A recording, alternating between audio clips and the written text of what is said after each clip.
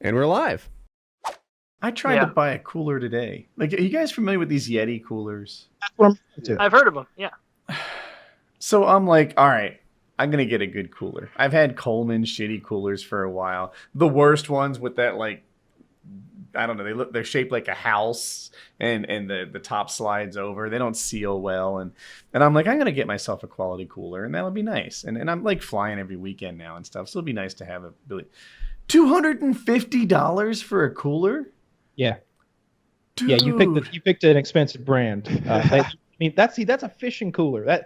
The guys who use that are putting fish on ice and leaving them out there for 2 days or something like that. But that cooler will keep your beer cold on ice, not just today. It'll be cold tomorrow and on ice. But that was like my point. Like so I'm going camping. Tomorrow morning I leave and I come home Sunday, right? So I want my food to stay good through the whole weekend.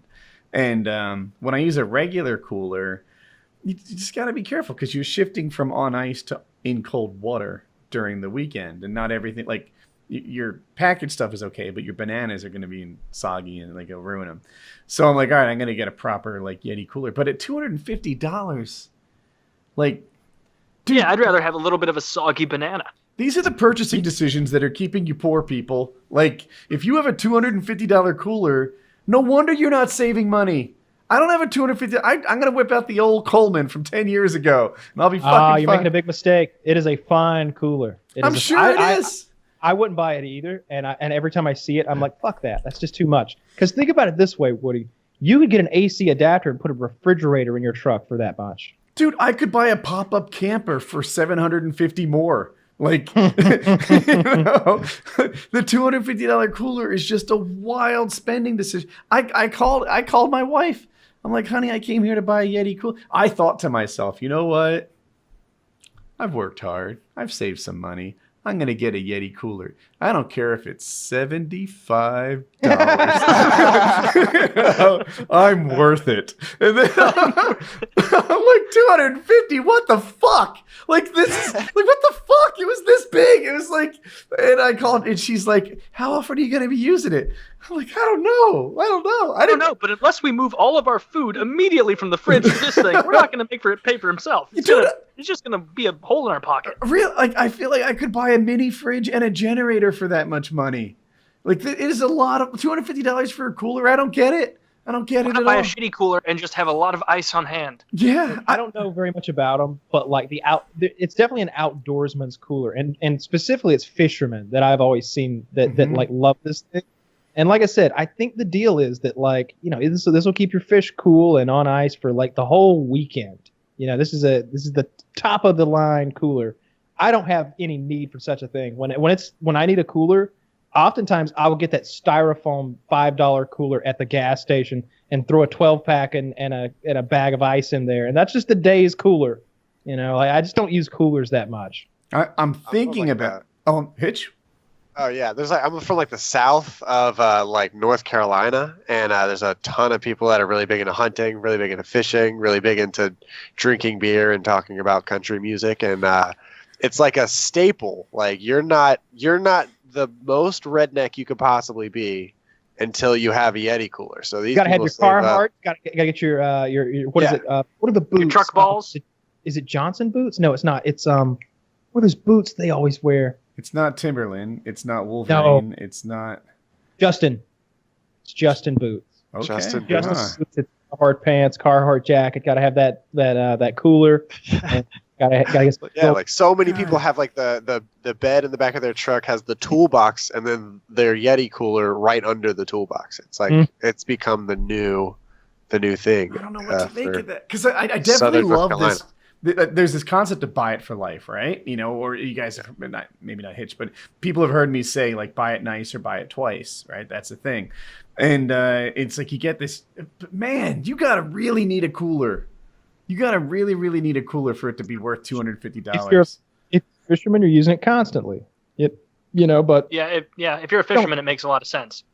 I have been through the exact same thing you're talking about here, where I'm like, you know what, I'm gonna go get a good one. I'm going to go get the good one. And I do this a lot. And sometimes I'll just buy something really frivolous and expensive because it's like, you know what? I have a nice fucking pocket knife now, and I will always have it. But with that cooler, I look at them. I'll go in the Coleman store sometimes, And I think they might have Yeti coolers at the Coleman store, though that doesn't make much sense. But I just remember seeing those. Oh, maybe it's Bass Pro Shop. They have them, and just seeing those prices, because the one you're talking about isn't even the best one. Like, they have big, expensive ones. Yeah. Yes. Oh yeah. Like, you got like the medium Yeti cooler. It sounds like. Yeah, you said $250, and I was like, it was like $500. I did there, see I bigger guess. ones. They didn't have prices on them. The 250 is the size I wanted. Inquire We're with like, If you have to ask, you can't afford it.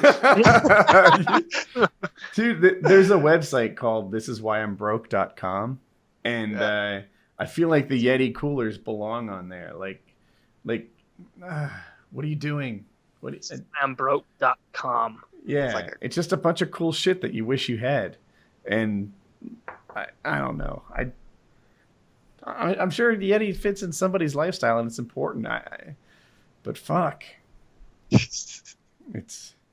They also make Oh, you know what I want? And Yeti makes one. I've been thinking about upgrading my Nalgene bottle. I've had the same Nalgene bottle for about a decade now, and I'm really happy with it. But this summer, like, if you leave it in your car, the water gets hot. Like, it's legit like from a teapot almost, it seems. And also, I'm pretty sure that there's chemicals seeping out of that plastic into your water and giving you cancer. I think Nalgene, like, one of the things that makes Nalgene special is that it doesn't do that. No cancer water for Yeah, them. no cancer water. Yeah. But I know there's just bottles. Yeah, that's where you get the cancer. something that keeps your water cool might be, like, I might be willing to invest like $20 in something like that. I mean, that one is so expensive that you could go get yourself 2 Coleman coolers and just have one of them full of your extra ice that you switch over to your other one when the ice melts, and just pop that drain, let the water out, and put your extra ice in there. They're just too expensive. I agree with you. Oh, the only way I would buy that thing is if I was going fishing twice a month, every month, no matter what, with friends all weekend, and I'm not. Speaking of crazy purchase decisions, I've been thinking about an RV. It appears that my lifestyle now includes, like, going to grass strip airfields on the weekends and trying to get up at dawn. And it would be so nice to be able to, like, stay in an RV overnight and then be there as the sun rose easily. But that doesn't make much sense either. It seems like even a cheap RV is $10,000. So Yeah, you could get like 6 coolers for that. You could get like 1,000 hotel rooms for that. Like, at $100 a night, like, there's no break even. It just doesn't seem to ever make sense. Plus, you got to tow a fucking RV around or drive it around or whatever. Like, yeah, that's not the answer for you. So it's a shame. Yeah, it's just not. I've always fantasized about having an RV and going on these long road trips, but the thing is, I would be the one driving it. Like, I picture myself going on this RV experience where, like, oh yeah, we hit 38 states and made a big loop or whatever. dude, if And we in did reality- that, it'd be much more comfortable for me to sleep. Oh, fuck off! Suck 2 dicks. Suck 2 dicks. But I know I'd have to fucking drive the whole goddamn way, because there's nobody that I know who I'm gonna turn the wheel of my RV over to. It's a big vehicle, and I think I'm a very good driver, and I don't know many people who are. And I just wouldn't do it. I couldn't sleep in the back in a bed Jackie? knowing that, like, Jeremy is up front, like, oh, drive the fucking thing.